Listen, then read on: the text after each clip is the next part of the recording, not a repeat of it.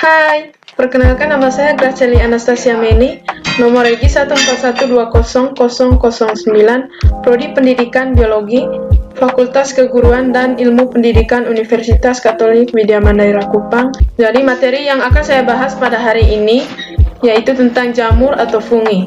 Sebelum kita akan memulai materi ini, tentu kita harus ketahui dulu apa itu jamur atau fungi tersebut. Jadi jamur merupakan salah satu kingdom dalam klasifikasi makhluk hidup. Ciri-ciri pada jamur tersebut terbagi atas 9 bagian, yaitu yang pertama, dinding sel tersusun atas kitin, yang kedua, heterotrof, yang ketiga, tubuh bertalus, yang keempat uniseluler dan multiseluler, yang kelima, berkembang biak secara seksual dan aseksual, yang keenam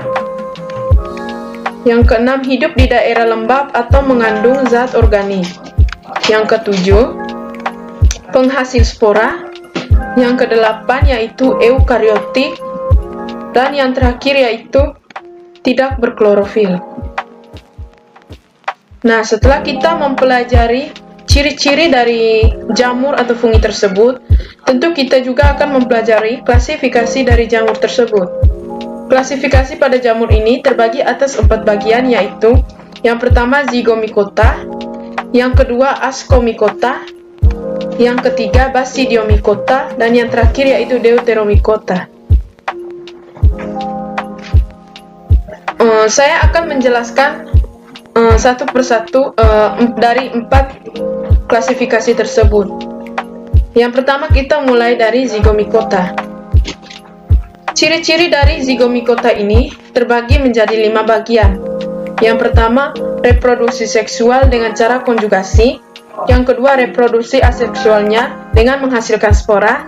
Yang ketiga, hifa tidak bersepta atau sering disebut dengan non-septa. Yang keempat, hifa relatif besar dan miselium yang bercabang-cabang. Dan yang terakhir yaitu pada umumnya hidup terestrial. Oke, selanjutnya yaitu ascomicota. Ciri-ciri dari ascomicota ini terbagi atas 4 bagian. Yang pertama, pembiakan seksual dengan menghasilkan spora yang disebut dengan akspora. Yang kedua, reproduksi aksesual dilakukan dengan menghasilkan konidia. Yang ketiga, hifanya bersepta. Dan yang keempat, kelompok ini meliputi ragi, bermacam-macam kapang, bahkan beberapa cendawan. Oke, selanjutnya yaitu basidiomycota. Nah, ciri-ciri dari basidiomycota ini terbagi atas 5 bagian. Yang pertama, spora seksual disebut dengan basidiospora. Yang kedua, aseksual dengan pembentukan konidium. Yang ketiga, hifa mempunyai septa. Yang keempat, penampilan sangat menyolok dan secara umum sering disebut cendawan.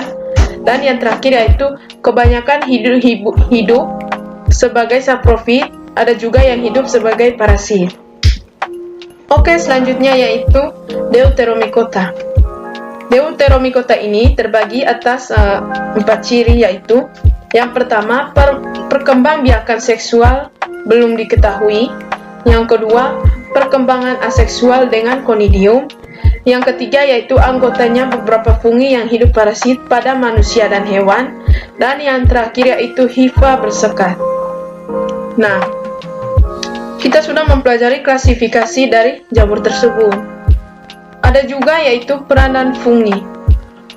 Peranan fungi ini ada yang menguntungkan dan ada juga yang merugikan. Nah, kita akan berbicara tentang peranan fungi yang menguntungkan. Mengapa peranan fungi ini dikatakan menguntungkan? Karena dapat menguraikan senyawa-senyawa organik menjadi senyawa-senyawa anorganik yang diperlukan oleh tumbuhan hijau. Contoh dari peranan fungi yang menguntungkan ini, yang pertama, pembuatan tempe atau sering disebut dengan Rhizopus oryzae.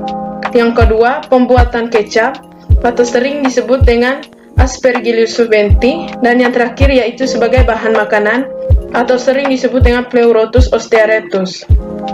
Oke, selanjutnya yaitu peranan fungi yang merugikan. Nah, kenapa dikatakan merugikan?